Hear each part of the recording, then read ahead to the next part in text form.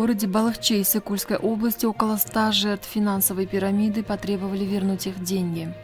Инцидент произошел 16 августа. Обманутые жители города собрались у здания компании и потребовали, чтобы им вернули вложенные деньги. В УВД Иссык-Кульской области сообщили, что в течение месяца в УВД Балахче поступило около 90 заявлений от обманутых женщин. Все они стали жертвами финансовой пирамиды. Заявление зарегистрировано в ЕРПП, начато досудебное производство по статье «Мошенничество», рассказали в УВД.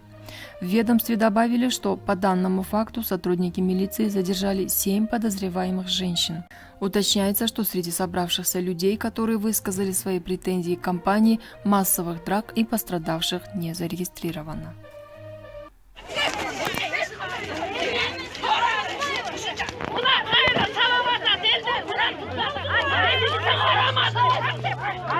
Hayır, hayır, hayır.